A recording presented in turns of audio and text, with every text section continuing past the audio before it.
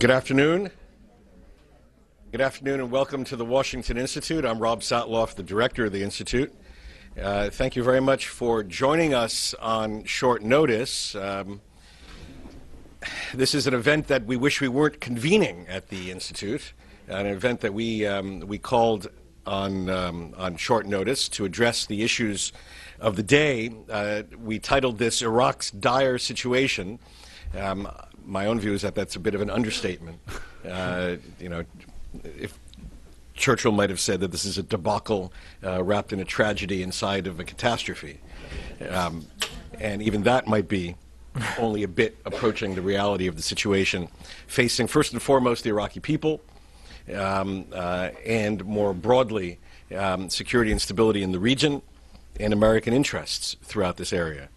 I am very pleased that we at the Washington Institute have a deep bench of expertise to bring to bear on understanding the situation in Iraq and more broadly today, and in offering some suggestions to address the situation between the government of Iraq and the United States and its allies around the region, and the messaging from Washington throughout the Middle East.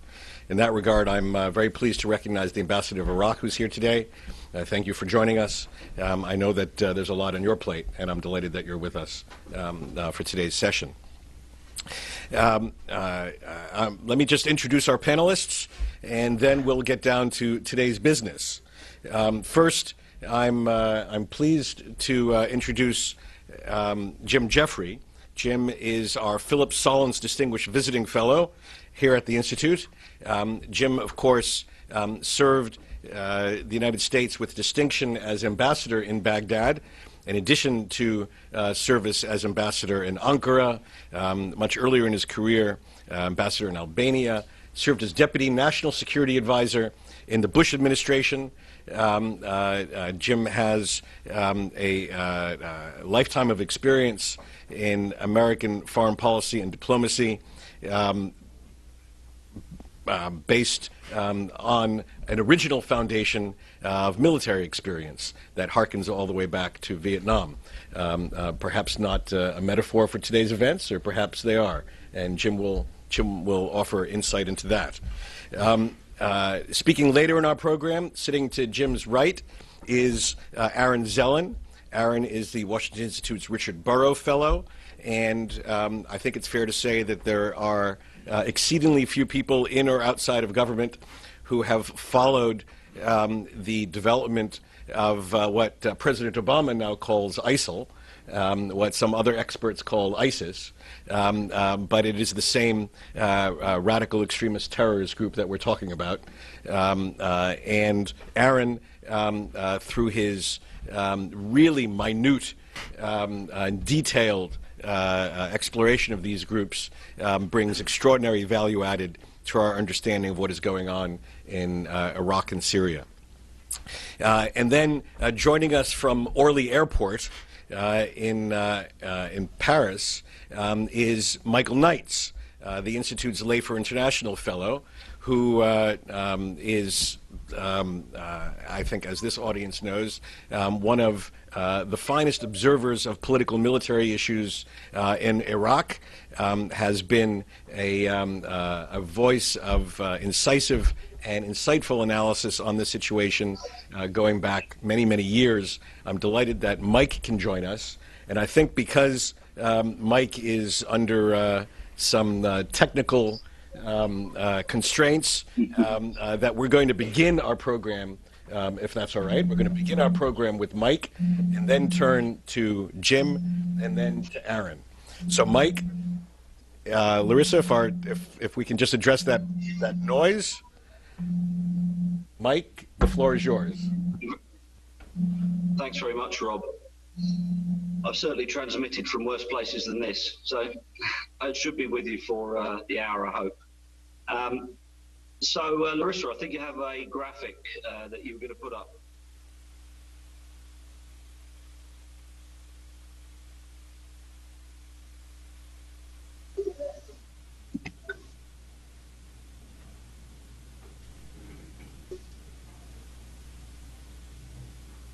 Thanks very much.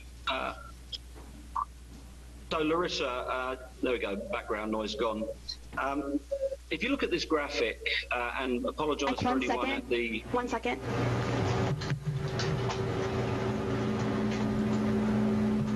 Just tell me when. I don't...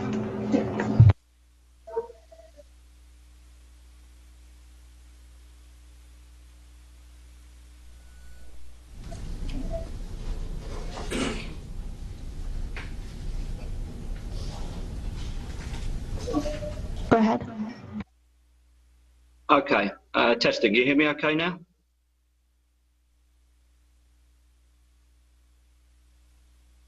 I'll continue to speak. So the map that you see in front of you gives some basic areas of control now. The green map, the green area that you can see is the unarguable 3 provinces of the Kurdistan region government area of Iraq. The large black area is the area in which government control has largely collapsed. That doesn't mean it's an ISIS control area. That means that no one else is in control of the area. So it may be ISIS, it may be scattered government forces, it may be local militant actors in those areas. And just to briefly explain the lines that you're looking at, the lines on this map show a red line or an orange line, which was the Peshmerga's forward edge of control just before this June crisis. And now you see a light blue line, which is their current forward positions. And it demonstrates how they've moved forward along pretty much the entire disputed line, encompassing almost all, or at least very many of the disputed areas that they claim, certainly the ones that they care most about. And then where you see the black area of loss of control end at the bottom of the map, you see a pencil-thin corridor from Samarra, which is the stop line, the defensive line, where hopefully the tide will be stemmed. Balad, the Air Force base where the F-16s were supposed to go, but they may now be relocated somewhere else when they arrive later in the year. And Taji, right at the bottom of the map, which is the refitting and rally point for the destroyed units, a major logistical base in that area. And as can be seen from this, I want to point out 2 things about the way the battlefield is evolving at the moment. First, looking at strategic geometry. If you look at it, ISIS in Mosul have got great strategic depth in terms of the distance that the federal forces, once reconstituted, would have to travel between Baghdad and Mosul. Tremendous strategic depth, 350 kilometers of contested terrain. But ISIS's west-east strategic depth is actually very limited. And that really underlines the potential role the Kurds could play. ISIS has 350 kilometers of strategic depth north to south, but they've got in many places as little as 10 to 30 kilometers of strategic depth west to east. The key things that they want to hold on to are within very close striking distance of Kurdish forces. And this really underlines how vital it is to get the Kurds fully into this fight, and that means that the government has to come to the Kurds with a solution on some of their revenue sharing and oil authority issues. And Baghdad has to make some compromises. We can all argue about the fine points later, but for now, there's a bigger issue to deal with. The Kurds are already fighting at a number of points of the map. For instance, Hawija, which you see just west of Kirkuk, where Peshmerga ground forces are working with remnants of the federal security forces and federal air power. Likewise, where the Kurds have moved forward to take control of these disputed areas, the Iraqi army buffer between them and ISIS is now gone. So they are undertaking, they're taking casualties. You can see martyrdom statements coming up on Kurdish social media sites and news sites showing that the Kurds are in the fight against ISIS. And it couldn't ever be any other way. The Kurdish leadership hate radical Islamists. They suffered extensively from their depredations in the past, and they're not willing to have a major ISIS control center within an hour's distance drive of Erbil, which is the economic capital of Kurdistan. No successful emerging economy in the world has been able to have a huge Al-Qaeda presence in a city of 1.8 million people just an hour's drive away. So this will not be acceptable to the Kurds, but we need to swing them fully into the fight, and that means a political deal. The second brief observation I want to make is We need to pay a lot of attention to the moral dimension of this crisis. By my estimation, speaking to people in Iraq, a full 60 of the 243 Iraqi army battalions, combat battalions, cannot be accounted for now. 60 out of 243 cannot be accounted for right now, with all equipment lost. So this is a mammoth refitting job to put these units back together and to arm them properly for combat. And this is an area where the US will, I'm sure, once again become the arsenal of democracy. No one likes the idea of having to refit the Iraqi army yet again after the US taxpayer did it the first time. This time Iraq will be paying. So anyway, one aspect of this is the refitting role. But as important as that, turning around a defeated army and enabling it to fight again, and I've embedded with the Iraqi security forces. They're a military with a long tradition, quite a proud tradition.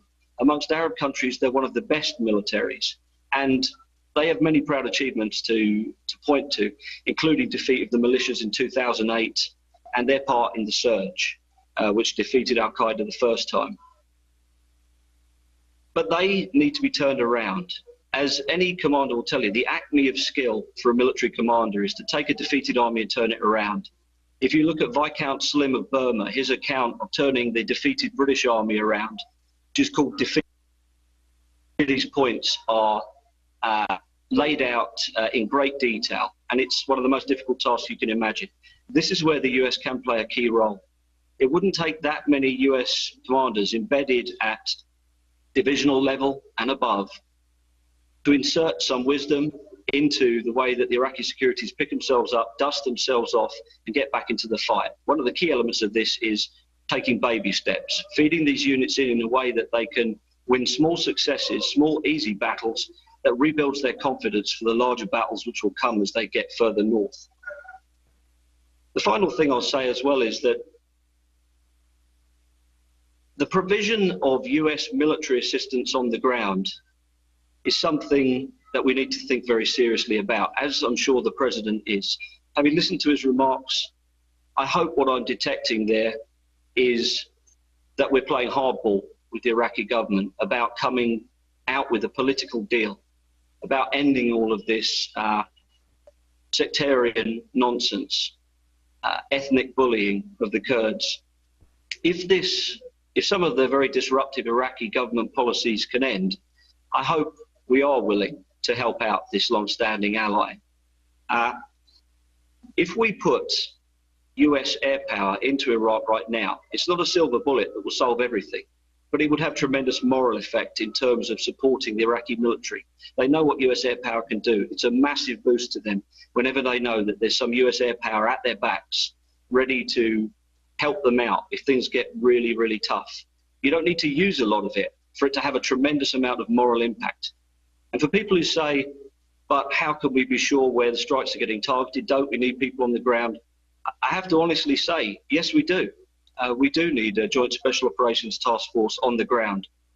It doesn't need to be massive, but we do need eyes on the ground. When we turned around the Libyan regime's near destruction of the rebels at Benghazi, when the French airstrikes and other airstrikes turned that around, that had enormous effect. And there are many instances in Iraq where I can imagine a little bit of air power going a very long way.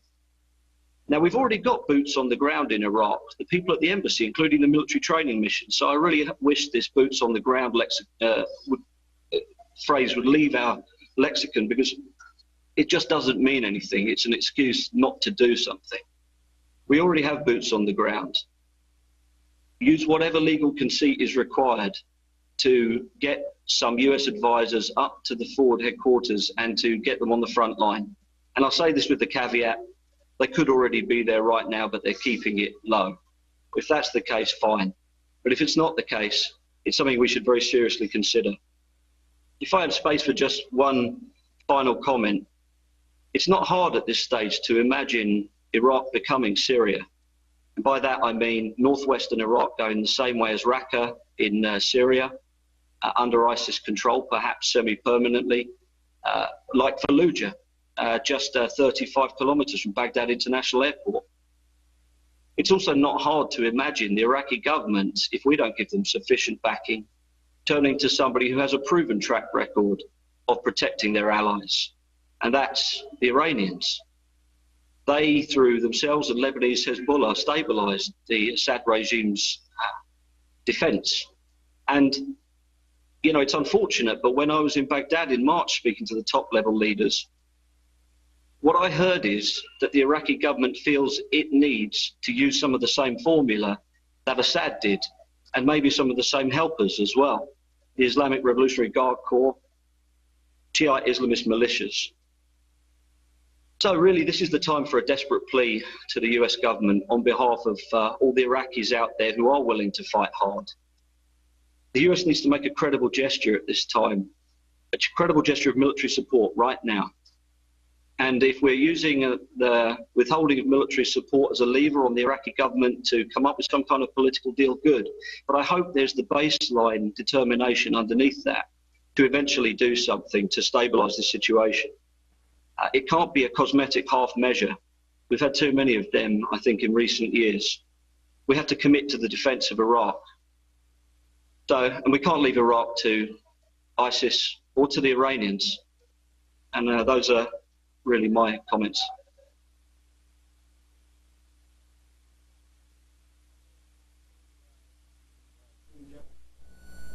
And Jim, do you want to speak from the podium? I'll speak from here if it's okay.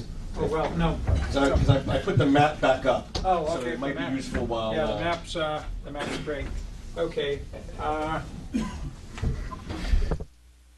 Mike, what I'm going to say is going to parallel, not surprisingly, much of what you said. First of all, everybody, thanks for coming here today. About 2 months ago, it seems like 2 years ago, when I was diverted from my main job looking at the Middle East into Ukraine, I wrote something saying that the Crimean situation was the biggest challenge to the United States since 9/11, if not since the end of the Cold War. I've changed my opinion. What's happening right now in Iraq is the biggest challenge to the United States and the international order since 9/11 at least. And here's why. Back in September, President Obama addressed the UN General Assembly. And he said, in the Middle East, which is still a cauldron of most of our security concerns and a large percent of our troops, there were 4 critical issues that would require all elements of American power, a euphemism, of course, for military force. Securing the oil lines, combating international terror, standing by our allies and partners, and weapons of mass destruction. Other than the last, at least for the moment, all 3 of the others are very much in play right now. The largest concentration of al-Qaeda we have ever seen anywhere, compared to Pakistan, Yemen, you name it, is in this combined area of western Iraq and on into Syria. And they are the nastiest of all of them. Secondly, we've already seen oil prices spike. Iraq is the second largest exporter of oil in OPEC. The IEA estimates it could go up to 6 million barrels of production a day, 2/3 of what Saudi Arabia on some days produces by 2020, if it remains stable. This is not a recipe, folks, for stability. Granted, the oil fields are in the Kurdish north or in the deep Shia south around Basra, but in all kinds of ways I won't get into, but trust me on this, if there is instability in Iraq, and particularly if we have no government worthy of the name in Baghdad, you're not going to have a whole lot of development in the oil sector anywhere, except perhaps in Kurdistan. So our interests are very much at stake. Clearly the President and the U.S. government realizes that. He's talked twice about this. Let's try to take a look at the factors that he's being briefed on. I'll keep it short, and I'll keep it to what General Casey used to call the major muscle movements, because at this point, that's what we should do. Speed is of the essence, and a lot of the things I and everybody in this audience could say about Iraq that is relevant and true isn't important at this point. There are only, in the next few days, and we're talking about days here, a few things that are really crucially important by the major actors, and there are 6. Most importantly, there's ISIL, and we'll hear more from Mr. Zellin in a second on what makes them up. They're facing a decision. They've seized almost all of the Sunni Arab areas of Iraq. The question is, do they carry out their threat and go after Kabbalah, Najaf, and try to besiege Baghdad? They certainly can. I know the area to the north and to the south of Baghdad. It still is an area of where al-Qaeda has always had a presence. It's mixed Sunni Shia areas, and they've already this morning seized two of the towns in Diyala province to the north and to the northeast of Baghdad. So they could pretty much cut it off from Salman Pak to the north, to the southeast, all the way around towards Bakuba to the northeast. And the problem is, even if they can't take the city, and I'll get to that in a second, I don't think they can, the question is, how do you get fuel, food, water, electricity, and all the other things a country, a capital, 5 or 6 million people, and an army needs if they're surrounding you? I'm not speaking theoretically. In 2004, with 130,000 American troops in country, that was the situation we faced not most days, but some days in Baghdad in June, July, August, being hit by the al-Qaeda people from the west and the Shia militias from the south and out of Sadr City. And it was very, very tough, even though we had all these troops and we had overwhelming air power. I'll come back to that. So ISIL needs to make a decision. We'll have to see what they're going to do. That's the most important thing, because if they do decide to stay in the Sunni areas, then we're going to have a classic counterinsurgency. The things Mike laid out that will need to be done for reconciliation, some of what the president said today, all true. American troops are not going to liberate the Sunni areas of Iraq. That's going to be Kurds, Sunnis, and Shia or nobody. We'll provide the logistics, we'll provide the training, and we can provide overwhelming firepower in the months ahead. But I don't think we're going to do it, and I certainly wouldn't recommend it. Because if they're not going to fight for their own country, then we shouldn't on the ground, because it would be bloody. But that's a long-term, as history goes, question. If ISIL is pushing towards Baghdad, the president is faced with a very different situation, given, as Michael said, we've got a large contingent of Americans right in the middle of this thing, and given what can happen to Baghdad and how the other actors, the other 5 actors, play. The first of them is the government, the Iraqi army, which is not entirely but largely composed of Shia ground soldiers, and some of the Shia militias that are also in this mix. If together they can hold, maintain their cohesion, use their vastly superior firepower and their extraordinarily large number of superiority in troops to hold territory where their families live, then we won't have to worry about a siege. They'll be able to push these people back and keep enough roads open. It'll be messy, as it often was in 2004, but they can do it. But that's a big if, folks, from what we've seen in Mosul and elsewhere. If they can't, that is, looking at the first of the 6 elements, if ISIS decides option B, to go for Baghdad, to surround it, and if the authorities are not able to break that siege, I'm sure they're strong enough to avoid being overrun. A city of 6 million people is not going to be overrun by 800 or 2,000 or 5,000 people. I'm almost sure of that. But they may not be able to maneuver, use firepower, coordinate effectively against people who are very good at this time, and they may find themselves essentially besieged. So if you get through those 2 decision points, you get to the other 4 actors. The next one is the Kurds. They're now, as Michael said, sitting on a new green line that includes most of the mixed areas with this Kurdish populations. To quote Masoud Barzani to me at one point, if there is danger anywhere a Kurd is living, there will be the Peshmerga. And that's essentially what we have right now. So they have 2 other choices, depending upon how things go in Baghdad, how things go in the country. They can, as you can see, they are on either side of Mosul. They're right along the fault lines where the ISIL are. They can move forward, push these people back. They have a lot of heavy equipment. They have well-trained troops. And they can exert tremendous military pressure on ISIL if they want to. On the other hand, if they see a total mess, disintegration, Iranian domination to the south, they're out of Iraq Inc., in my view. They've talked about this for years. They've opened certain options, but that's something to watch. So they've got decisions too, based upon these other decisions. The next actor is the Iranians.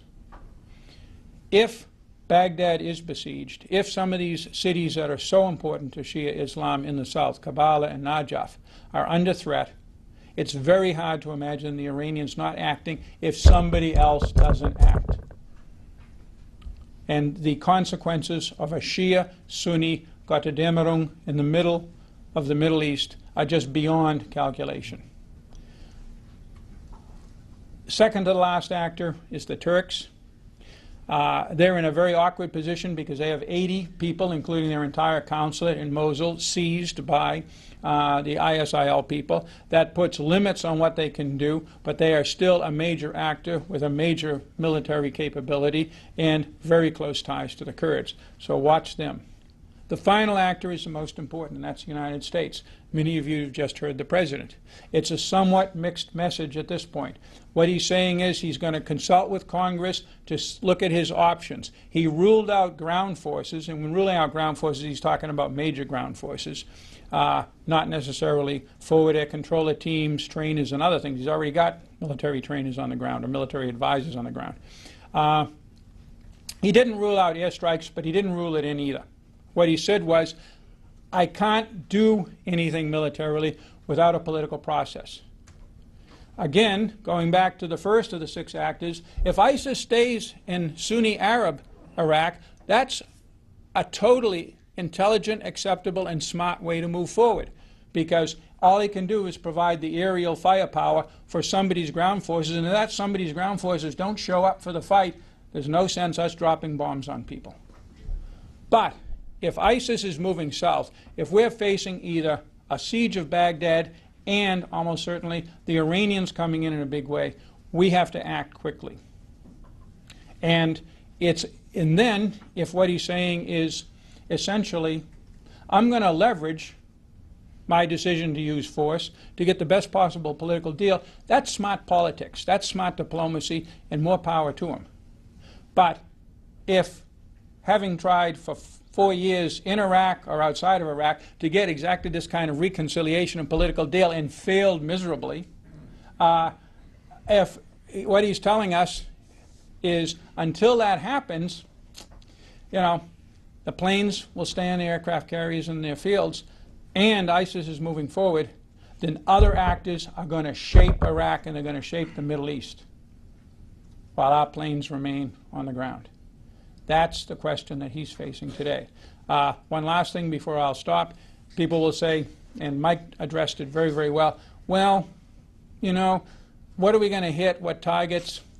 1972, the North Vietnamese invaded something called the Easter Offensive. It was exactly like 1975 where they overran the country, and in fact they were well on their way to overrunning the country even quicker than in 1975. And then the planes came. The F-4s, the B-52s. You could feel the ground rumble, and every Vietnamese soldier, ARVN soldier, could feel the ground rumble. Suddenly they stopped running and they started fighting. Bit by bit, they held their ground. Bit by bit, they threw back the North Vietnamese army until, by the Paris Peace Accords, all but one small town had been retaken in the entire country. We had people on the ground as forward observers, that's true, but nonetheless it was the use of military power, it was the use of air power, sometimes not knowing exactly where the enemy was, that turned the tide. Again, in Libya, many times we didn't have ground observers. But what we were dealing with were flying columns of highly mobile Gaddafi regular army troops. What we're dealing here with is essentially a pickup truck, and now pickup truck and Humvee army of ISIS people roaring around at 30 miles an hour. They're vulnerable to airstrikes. And there are ways to get forward observers in if it's the will of the United States to get them in. So I'll stop there. Thank you very much. Thank you, Jim. Aaron?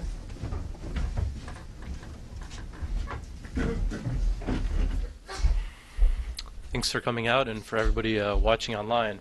So I'm going to be talking about ISIS, the Islamic State of Iraq and al-Sham, and sort of get into the details of who they are, what they've been up to, and what we could potentially see.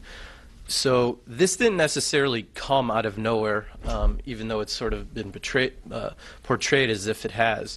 There's been a reemergence of ISIS, which originally is the group that Abu Musab al-Zarqawi was in control of last decade, al-Qaeda in Iraq.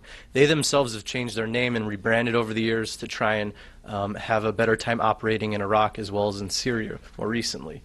So they started reemerging in April 2013. This is when ISIS decided to extend its control beyond Iraq and into Syria last year.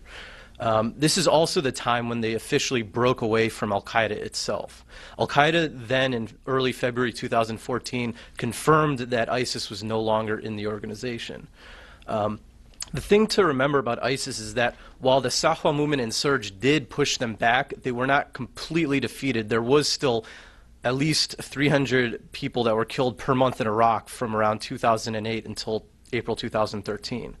So what was important about Syria is that they were able to pour resources, get new money, as well as fighters back into Iraq when they were operating inside of Syria. One of the things that we've seen in the past 6 months or so is that there have been a return of foreign fighters into the Iraqi arena. Many of these originally just went to Syria to fight against the Assad regime, but from there, ISIS then plucked them and brought them into the Iraq zone to fight as well. Since April 2013, we've seen violence rise 3.5 times more than what we saw on average for the previous 4.5 years. In addition, one of the things that helped them out was that they had a prison break last July at Abu Ghraib, where at least 500 individuals were released from prison. Some of these guys were arrested and detained during the Sahwan surge timeframe. And many of these had experiences, and therefore that further provided more levels of competency to ISIS's operations. And, of course, we saw earlier this year that they were able to take over Fallujah and parts of Ramadi. Another additional aspect of what ISIS has been doing that we did not see last decade and is one of the reasons why people were in a backlash against them originally was that they've had a hearts and minds strategy, whether it's providing food, medicine, religious classes, outreach to tribal figures, as well as allowing people in the Sahwa movement to repent and join their cause without getting killed. Therefore, more and more victories has raised the level of prestige of this organization. ISIS operatives now operate in both Syria and Iraq and view the border as nothing more than going from one province in their Islamic state to another, not going from one nation state to the other. So after Mosul was liberated, and it should be noted that ISIS was not the only fighting force, there were also Baathists, Naqshbandis, as well as some other Islamist factions that were involved in the takeover. When ISIS takes over an area, they view it as now under their sovereign control, and therefore every individual within the territory must pledge bay'ah or allegiance to Abu Bakr al-Baghdadi, the leader of the group. And if you don't go along with the program, you essentially you have a death wish. So this is the backdrop to how they plan to rule as well as what they're going to lay out. So yesterday morning, they released the Wathiqat al-Madina, or a charter of the city, to Maslawi residents. In it, it highlights more prohibitions on actions than things that people can potentially do. So if you steal, you'll get your hand chopped off. You have to perform all 5 daily prayers on time. Drugs, alcohol, and cigarettes are forbidden. Carrying non-ISIS flags and or weapons is illegal. All shrines and graves will be destroyed since ISIS views them as polytheistic. And women must dress modestly, which is just a euphemism for the full-body niqab. It also notes to Sunnis within the town that if they worked within the Maliki government and institutions, that if they repented, they would be fine and wouldn't be executed. We also already have a case study of how ISIS does rule in Syria. So I'm going to highlight some of the ways they've been in charge in addition to the criminal aspects. So it's not just all terror. They have a soft power aspect too. So when ISIS took over al-Raqqa in Syria, they started setting up by putting up a lot of billboards in the city that had themes related to jihad, Sharia, women's sacredness, and other themes related to piety. ISIS also tried to initially reach out to local notables and tribal figures because they wanted to blunt or stave off any potential backlash that could happen in the future, in the same way that we saw last decade in Iraq when there was the uprising against ISIS in the mid-2000s. what most people don't realize is that ISIS's operations are highly sophisticated, and they do have a bureaucracy themselves too. So I'm just going to go through sort of how they've actually been governing these areas in Syria. So in terms of the law and order side of things, they have Sharia courts. This is where they can throw down their rulings related to somebody getting their hand chopped off for thievery, or people getting summary executions for apostasy. And we've even seen a number of individuals getting crucified, which I'm pretty sure not many people have seen in the modern era in many hundreds of years. And they also have a police service that roves around. They have a consumer protection authority, which looks at the different souks and markets and places where you can get food in local areas in Syria, and decides whether a food product is edible or not, essentially in the same way that I guess the FDA would do something. They also have a vigilante aspect of their law and order side, where they burn cigarettes and destroy shrines and tombs. And we saw one of the more larger tombs or shrines in Raqqa being destroyed earlier this year. In terms of public works, they helped build a new market inside of Raqqa. They have an electrical office which helps train and repair electrical services throughout the town. They've had a lot of road work done in some areas as well, where they've rehabilitated roads, whether it's in terms of putting up plants in the medians. And they've also been able to continue operating the Tishreen Dam, which they call Al Farouk now. In addition, they've set up a zakat office, or almsgivings, to provide money for the needy, and they claim that this helped also with farmers in their harvest. They also are now conducting a postal office inside of Raqqa. On the more ideological side of things, they have dawah stalls for their media outlet, Al-Ittisam, where they pass out DVDs of video releases that they've put out online. In addition, they have a dawah truck which roves around with a lot of different things related to Islam and their ideology, and stops in certain areas and talks to children and adults and tries to teach them their interpretations of Islam. In addition, they've set up a number of religious schools for boys and girls, and if you memorize the Quran, you can get a certificate. They also have provided kid fun days where kids can, play around on these inflatable slides and moonwalk type of devices, as well as have food and eating contests. In addition, for older members of the society, they've created sessions for imams and preachers to be trained. In terms of more regular social services type things, they've helped run bread factories and provided fruits and vegetables for many people. And they've even set up a food kitchen for the needy. They also have set up an office for orphans to help register them and then hopefully try and place them with a family. And while the Taliban has been very paranoid about vaccinations after the CIA operation against bin Laden, there have been vaccination programs put out by ISIS in Al-Raqqa province. They even have this Cub Scouts program, which is far more worrying because you have children from the ages around 6 to 14 that are now in these housing places in Raqqa and then put into training camps. So essentially they're having child soldiers being set up as well. So what's next for ISIS now? This is sort of what the potential could be. This is what we're seeing in Syria, but this is what the potential could be in Iraq now that they've taken over some areas. Well, it's likely that they'll try and consolidate their strength with the new money from the Mosul Central Bank, which allegedly is upwards up to $425 million, which is far exceeding any money that Osama bin Laden had. There are already rumors that they've been buying off people inside of Mosul. This will also be used to reinforce the front in Syria. As many people know, earlier this year, a bunch of Syrian rebel groups started an uprising against ISIS and pushed them out of Idlib and Aleppo governorate. It's likely that they use this to further reinforce Al-Raqqa governorate, help out on the Deir ez-Zor front, as well as try and push back into Aleppo and Idlib. Some of the questions I have currently is are they stretched thin? They have 7,000 to 10,000 people, but they span all the way from the countryside in Aleppo all the way up through Mosul now. Can they actually hold this territory? There are many people that obviously do not like their ideology and do not want to live through this. And obviously, the type of penalties that they pursue is created a backlash in the first place last decade in Iraq. We've already seen statements put out by some tribal members in Ramadi and Mosul about how they're going to stand up not only just to the Maliki government, but also to ISIS themselves. The fact is, though, is that the Islamic State is a reality. ISIS's ability to crisscross provinces within its state could prove difficult for completely dislodging it from either territory and could provide more ability to consolidate its proto-state.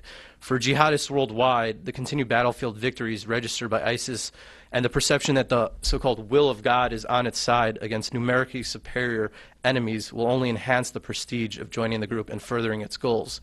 So this is the state of ISIS right now. Obviously, it's a lot different than sort of what Al-Qaeda was up to last decade, but it's a very sophisticated and organized organization, and this will be a lot more difficult to dislodge than anything we've seen before.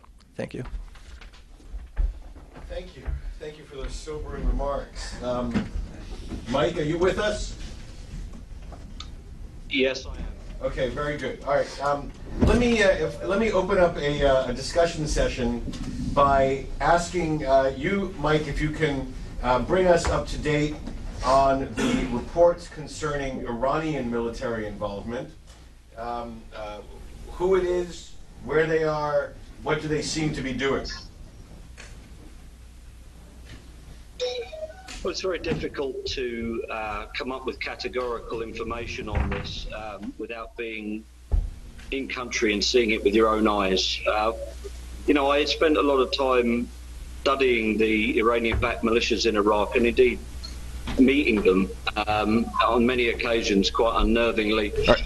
But what I found was that they were, well, let's just say the Iranians have been very nervous since 2007 about risking IRGC officers directly inside Iraq. Now, since the US left in 2011, I'm sure some of that fear or trepidation has gone, and we have seen senior IRGC officers killed on the other side of the border over there in Syria.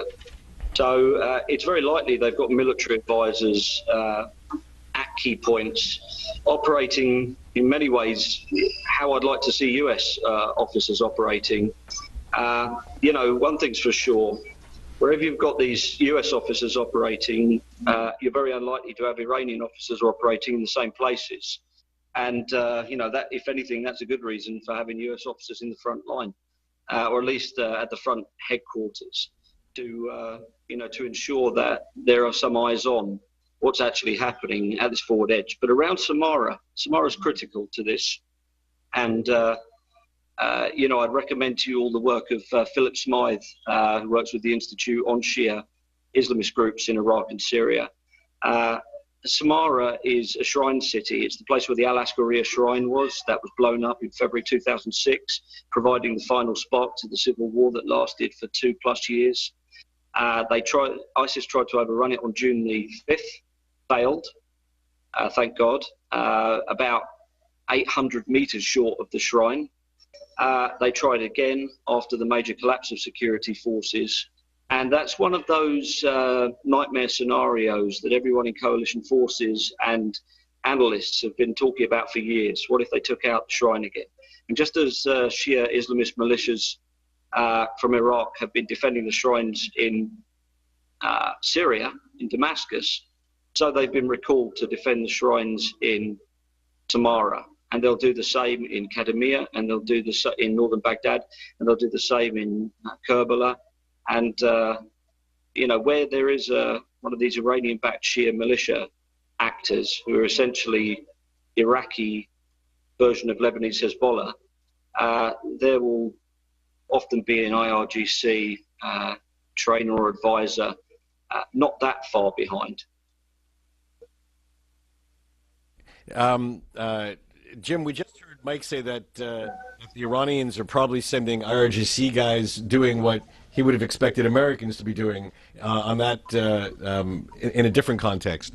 Now, you've been on both sides of this, in Baghdad trying to push the political reconciliation, and in the Situation Room offering advice to presidents on how to and what sort of military force to bring to bear. So could you give us a little glimpse into what you think is happening both angles here? What are we telling specifically to Maliki? The time frame the president announced today was a matter of days, end of the weekend. Is it possible to see the type of political reconciliation that he spoke about in 72 hours? And on the military side, what sort of preparations do you expect are going on right now for the type of action that you would like to see?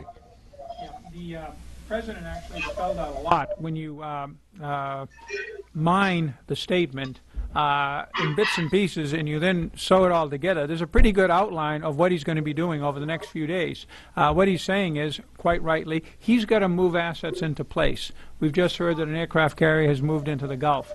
He talks about intelligence. That's both everything from analysts diverting to other things to focus on this, to satellites, to drones, the entire network of U.S. intelligence systems is going to be turned on to this situation at every level. We were very, very, very good at this in dealing with al-Qaeda from the period roughly 2004 through 2011, and there's a lot of that reserve capability there. Nonetheless, he's also going to be preparing, as will the military, for whatever contingency the president gives the green light to. It's not unwise or unexpected for the president to link this situation with a political developments and reconciliation. What he really means, we're not going to know for a few days, but it would be unwise, I think, for him to reveal his hand by saying, I can say this from the outside, look, we want the Maliki government to be a new and different government and take a different attitude towards the Kurds and the Sunnis, but if ISIS surrounds Baghdad, we're going to hit them anyway, regardless of what the government does or doesn't do. It's irrelevant. He can't say that, even if he has decided to do that, and I have no indication that he has decided to do that, because you always want to leverage what you're doing for an ally or friend with what you want that ally or friend to do for you, particularly when it's in that ally and friend's own interest. And we have spent 11 years talking not just to Maliki, but to every political leader, not just the Shia Arab political leaders, but all of the political leaders, that if they do not hang together, they're going to hang separately, and that's what we're seeing before us today. And so it's good advice that he's giving. In terms of the specifics, you note that Vice President Biden called Maliki yesterday. I'm sure, having been in some of these calls, that the U.S. message was delivered with vigor and with a certain bluntness, and that's good under these conditions. And I'm sure it concluded a very strong admonition that Maliki has to change his approach towards sectarian issues and towards his political domination of the military. It's one of the reasons why the military melted away. Secondly, it also would have included the specifics of what America might offer under what conditions, and we don't know that yet. As I said, it's good that the president isn't signaling both to the enemy, but also before he talks to Congress what exactly he's going to do. And it's also good that he ensures that Maliki feels under pressure to do things in return.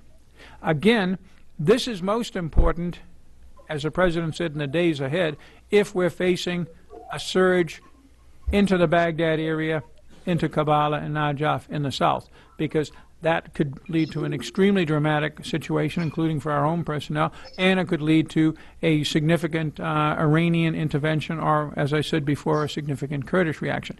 If ISIS is either slowed down themselves and they're not 8 feet tall, as we've seen in Samarra, as we've seen with the Kurds, people can stand up to these guys. There's not that many of them. They have momentum on their side, and boy, that's important in military affairs. But once they're stopped, then people can hold their ground. So it's possible that the Iraqi government will be able to hold its ground in the non-Sunni Arab areas. If that is so, then we move to the other scenario. And the White House has to be prepared for a longer struggle. Remember, the president's statement yesterday was a permanent presence of al-Qaeda in Iraq and Syria will not be tolerated. So he's got to think about how he's going to do this, along with his commitment to the American people not to put boots on the ground, by which he means the 101st Airborne, the 1st Armored Division. So that's the kind of thing that people will be working back and forth. But meanwhile, they will be deluged by 1,001 facts, factoids, irrelevant ideas, and other schemes that constantly torment you. I cannot describe, and some of you have been there, I cannot describe how painful this process is. Anyway. And then, Aaron, just to complete this circle, you followed ISIS for quite a long time. Given the options that they have in front of them, what are they most likely to do? Go to Baghdad? Hold tight on the current territory? What are they most likely to do? Well, knowing ISIS and how they've operated in the past, and the excitement that I've seen from all of their followers and supporters online in the past week, is that they're likely to have a big head and potentially overplay themselves in the coming days and weeks. Whether they do that or not is obviously a big question, but based off of past activities, it's likely that they will try and continue to push just because that's how they view the world. In addition to that, I suspect there are already signs that they've, some of the Humvees and other types of military equipment that we saw them take in Mosul are already back in Syria now. So it's likely that they'll now use that, the new infusion of cash and weapons in their front in Deir ez-Zor region, as well as trying to further consolidate al-Raqqa, as well as even potentially push back into Aleppo city. So it's likely that, knowing them, they will try and push on both fronts in Iraq and in Syria. This probably could provide a great opportunity, though, for the Syrian rebels to further fight against ISIS, because they are stretching themselves thin, as well as any forces in the Iraqi arena as well. Okay, thank you very much. We'll turn to your questions. Start with Andrew Tabler right in the middle. Yeah, go ahead. Thanks very much for great presentations, guys. We've had a lot of prescriptions from all three of you, and particularly Aaron and Ambassador Jeffrey, on what to do in Iraq, but it seems to me that a lot of this is coming out of Syria. I mean, ISIS was born in Iraq but metastasized in Syria and then came back for a double or nothing game of whatever we have in front of us. We have an organization that does not recognize the Sykes-Picot boundaries, as they call them, that have divided the Middle East for over a century. So my question to you is, and I guess it's to Aaron and Ambassador Jeffrey, but Mike can also chime in, what do we do on the Syria end of this equation, and how does it affect particularly the debate that we've seen recently with Ambassador Robert Ford's call to arm the Sunni opposition in Syria? Thank you.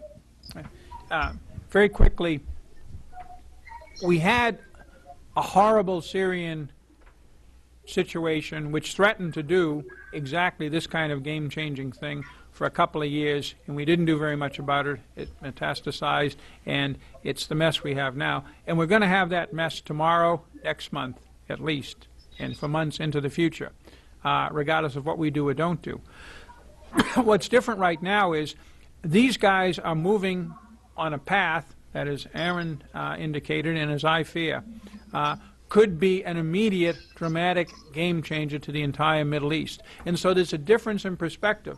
And it's very hard to communicate this. I've been trying to do it for 3 days. The President tried to do it and was not completely clear in it. That we have a longer-term problem of a wide swath of Sunni Arab, largely desert territory in the middle of the Levant that has been taken over by one or another terrorist group, as well as, at least in Syria, and to some degree in Iraq, other insurgent groups that are unhappy with the two governments. So it's now it's not really an ungoverned land, because there's a variety of forces that are governing it, but many of them do not have our best interests at heart. So it's a tremendously complicated long-term problem that's going to require, as the President said, getting everybody lined up in the region, political solutions, reconciliation, stability operations, and all of that, if we're willing to pay the price and engage that thoroughly. I don't know.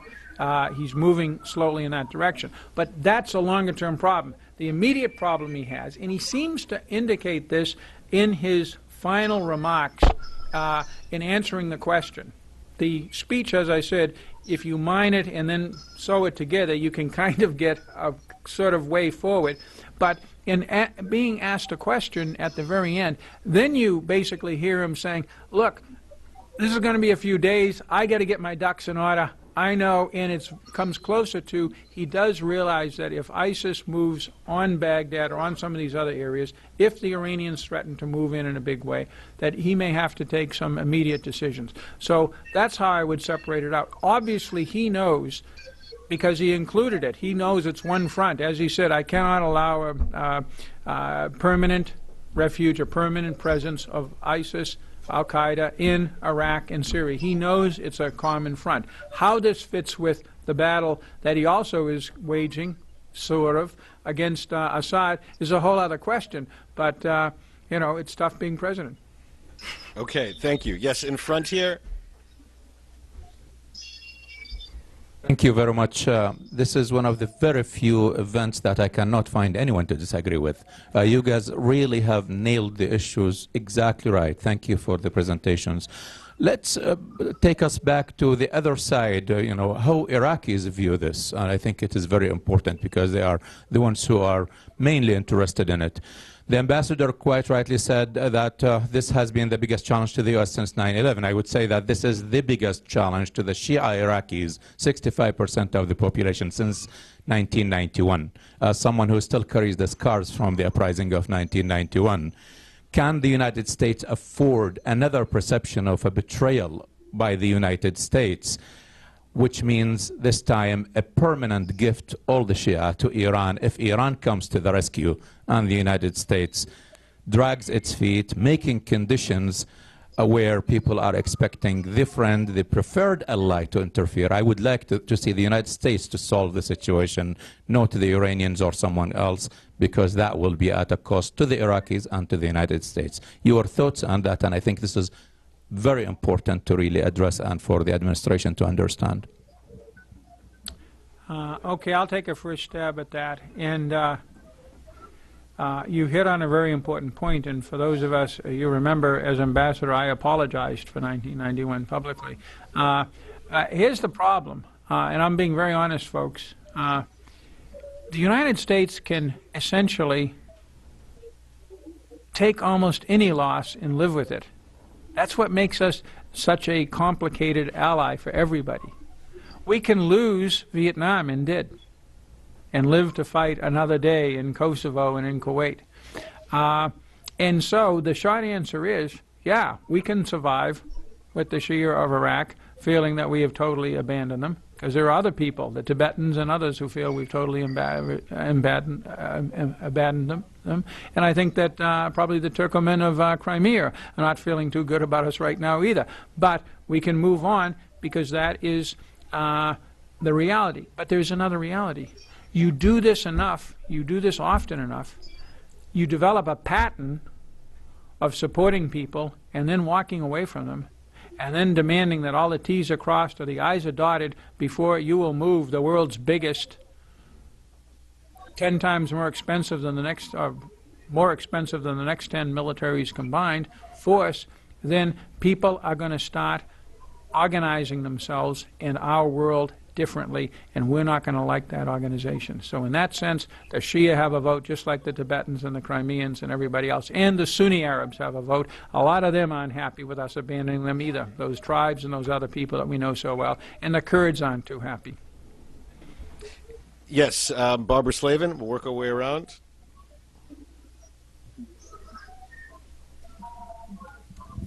Thanks very much. Thank you so much for doing this. My question is about Maliki. Can he be part of the solution? He's had 8 years. He has done nothing but go after Sunnis, Kurds, become increasingly paranoid, corrupt, appoint his relatives. Can he actually rise to the occasion? Don't look at me. Look at Mr. Knight. See? Mike, what do you think? I've got to be able to get back into Let's get the volume up here, please.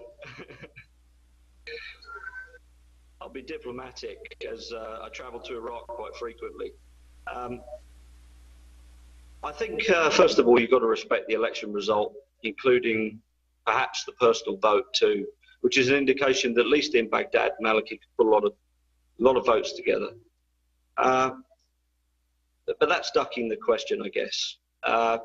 Realistically, if we look back over the last 4 years, it has been a dismal failure. There's the relationship with Kuwait, the oil production, but everything else has been a dismal failure, and really it's been brought about by failures in the Iraqi government rather than how great the bad guys are. And one has to wonder, when we look back in 2018, at the 2014 to 2018 term, whether we see more of the same or whether we see a turnaround, as we saw during 2006 to 2010 term. And that's the key, whoever leads Iraq next, that's the key question they should be asking themselves. How are they going to be remembered? As the guy who lost it all, or as the guy who did whatever he had to do and dealt with whoever he had to deal with to keep it together? The Maliki government, when I was there in March, they explained, a lot of the key leadership explained exactly what they were going to do in a third term.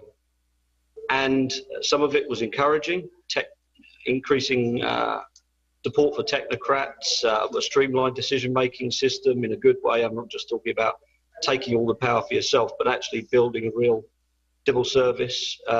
Many ideas. But there's also a real darkness at the heart of the vision for the next 4 years. If there's engagement with the Sunnis, it's about creating a new class of Sunnis from the tribal and political groups at low level, and trying to completely reduce and eradicate the national level leadership of the Sunnis. It struck me that the Sunnis that wanted to support the sense of there being a Sunni community, the Sunnah, who could work together, those people are the ones that the Iraqi government were planning to continue persecuting. And if they were going to involve Sunnis in future government, the plan was really to create a new class of Sunnis that they could deal with and that they could also control. And that's an extraordinarily dark vision for the next 4 years. My hope is, as I put in a recent piece with the Institute, that this may be a catalyst. Sometimes in Iraq, you have to get right to the edge of the cliff, or even take a bit of a step over the edge before people do the right thing. And so my feeling is, if the electorate had voted heavily against Maliki, then this would all be clear-cut. But they didn't. So let's not focus on replacing the man. Let's focus on changing the policies. Here. Are we convinced that, in Maliki's view, he can't have both Iranian support and American support? Is there any way for Maliki to think that there's a choice here? Do we know that? I think he feels that he can have both.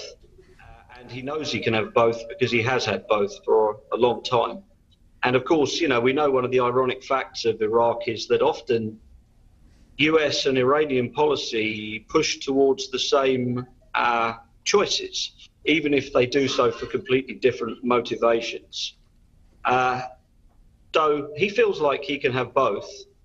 And I would rather see far stronger American influence. And to be honest, I think it is a bit of a zero-sum game in terms of the more we give, the less of a vacuum they fill.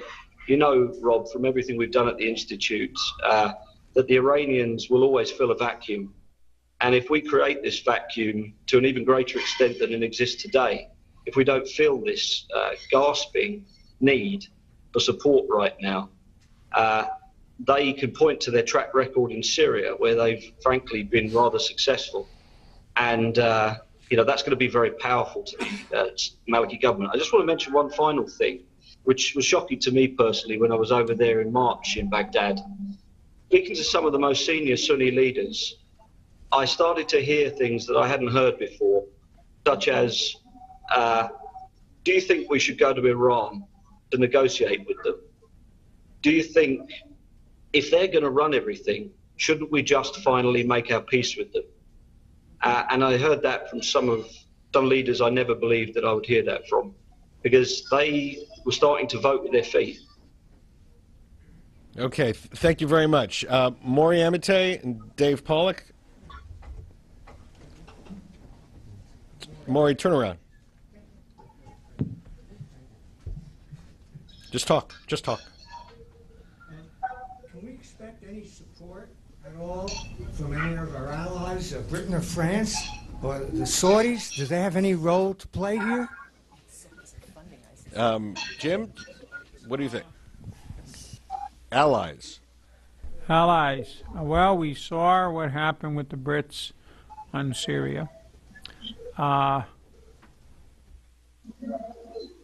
it would be a further complication. The president has talked in his speech about this is a regional issue, and he's right, and he needs to coordinate with and have support from the Sunni allies, and that means, of course, Turkey, Jordan, and he didn't say Sunni allies, he said friends, and but we all know he's talking about Turkey, Jordan, and particularly the Gulf states, and when you talk about the Gulf states, you start with Saudi Arabia.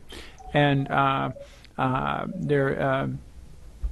where's Simon? Well, there's a piece that Simon did in the Policy Watch just yesterday, and the foreign policy picked it up on the issue of how the Saudi leadership sees this. And to some degree, and I've had experience with the top leadership in Saudi Arabia, and I can attest to this, they see things in a very stark Sunni Shia war for the control of the Middle East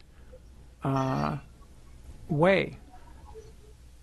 Not everybody thinks that way. King Abdullah of Jordan doesn't think that way, even though he doesn't have many Shia Arabs in his country. Others don't think that way. Many of the Sistani doesn't think that way. Many of the Sunni Arabs don't think that way in Iraq.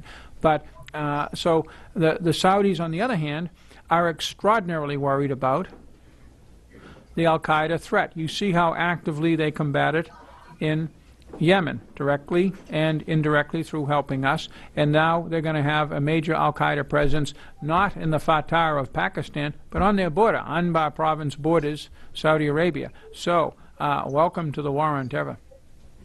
Okay. Dave Pollack. Thank you very much.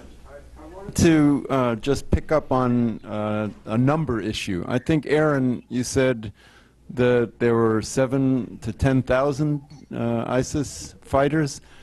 Is that a pretty solid estimate? And is it possible that because of this momentum, as several of you put it, that they will pick up lots of new recruits, either by intimidation or by cash bonuses or by zeal or whatever, in the next, even just the next few days?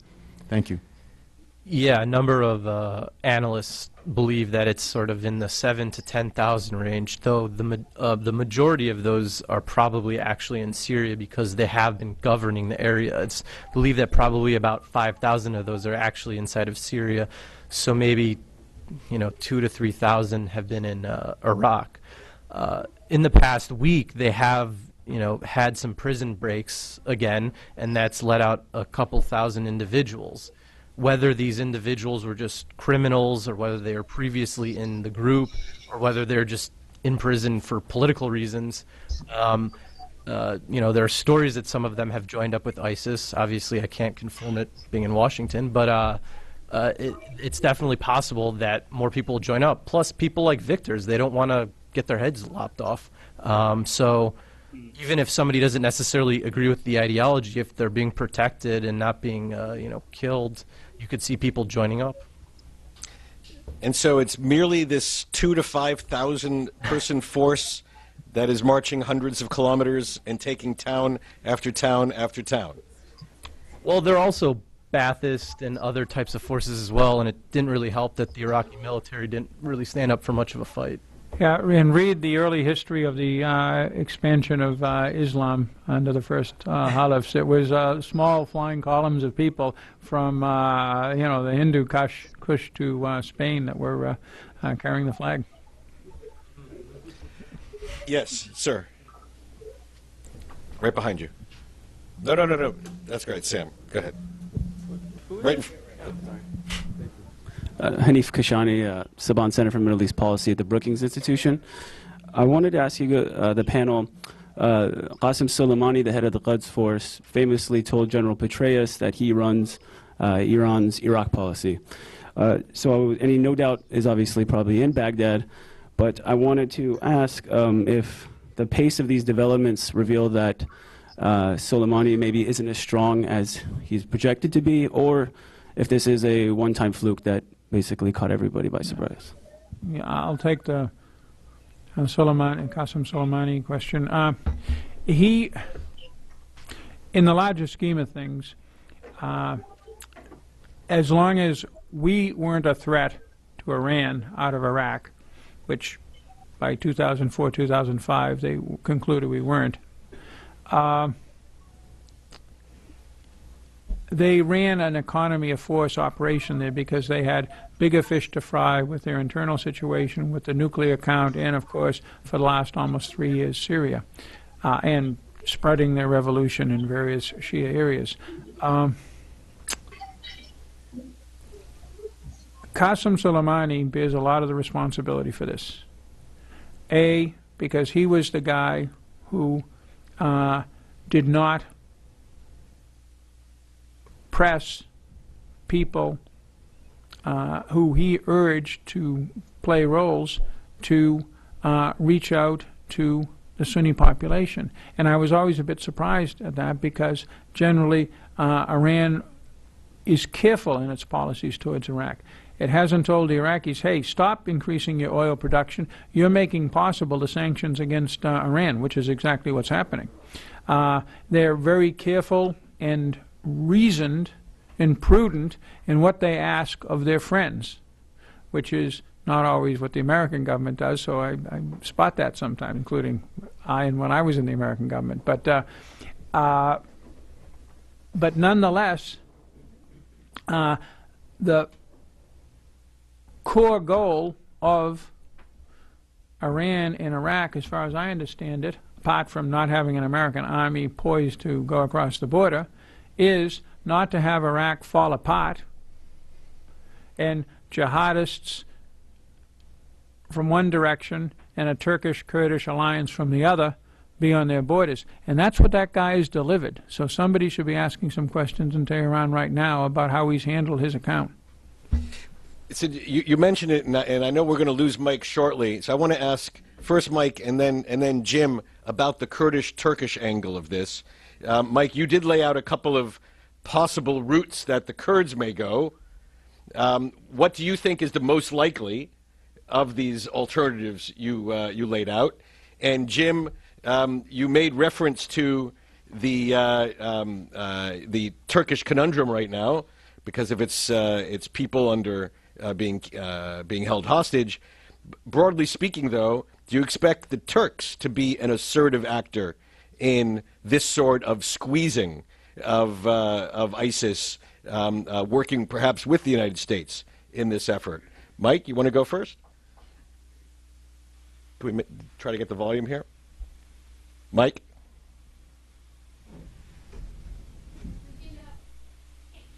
Oh, okay, great. Well, then, Jim.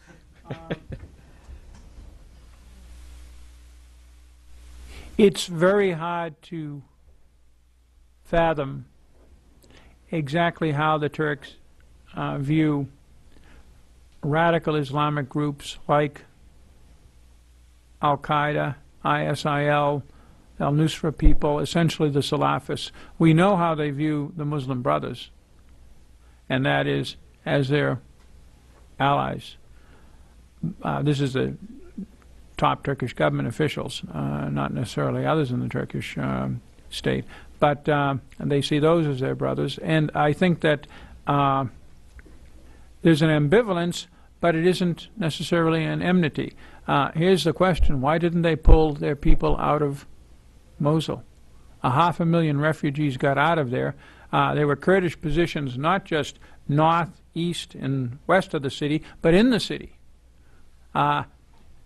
Relations between the KRG and Ankara couldn't be better, and every embassy, believe me, of any country in the world has an evacuation plan. Even here in Washington, I bet the embassies have evacuation plans. And where are you going to go? But it would have involved hopping in a vehicle and driving for 10 minutes into across the line into a Kurdish area. They didn't take that decision. Somebody needs to ask why, but Turkey right now is not the kind of democracy that will lend itself to a review of that. So I think that, first of all, when you have 80 hostages, that becomes, as we all learned in 1979, that becomes job one. There are all kinds of options, including, it's never off the table, military action, as it was not off the table with us with Desert One. But by and large, you're totally fixated on that problem, and everything else fades. The Turks have lived with al-Nusra and with the ISIL on their border in some areas for some time in Syria. They really don't have a border with these guys in Iraq. Essentially, the entire Turkish, I would have to look at the map and I have to look at what developments have been in the last few days, but by and large, the bulk of the border with Turkey and Iraq is in the hands of the Peshmerga, and the little tiny bit that runs west to Syria, I'll bet, is under the effective control of the Peshmerga right now. So therefore, they don't have an immediate problem beyond the refugee, not the refugee, beyond the hostage situation, and that's a big one for them. So that's going to divert their attention to anything of a strategic nature until they can fix this. Okay, thank you. Yes, Stanley on the left.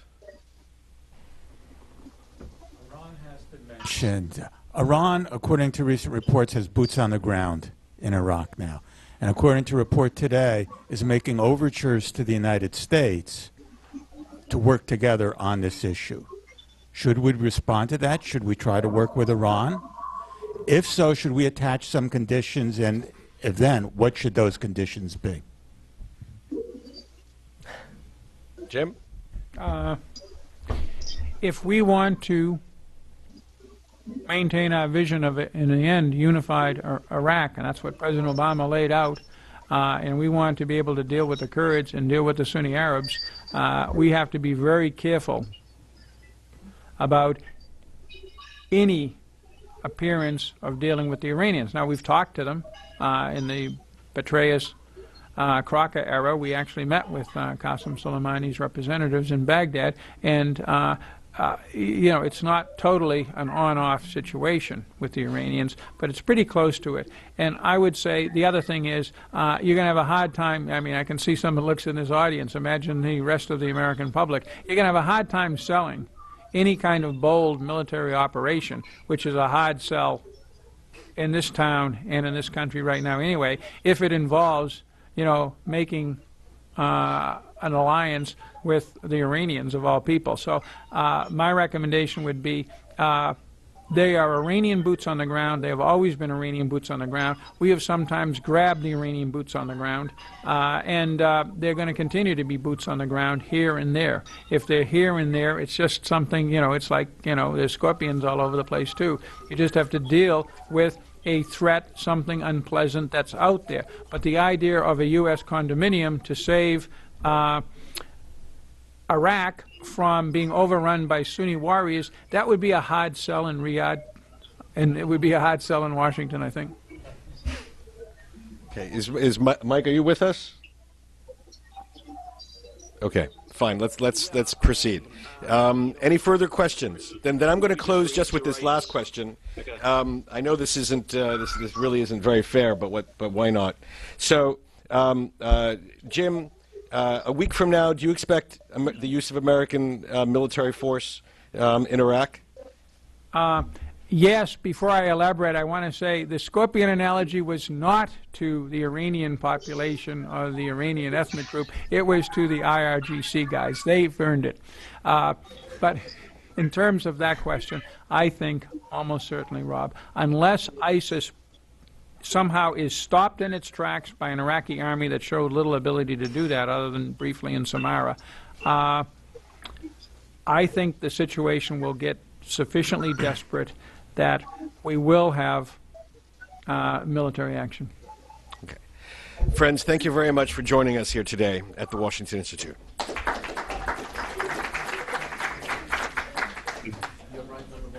you. I like it. We still might bring back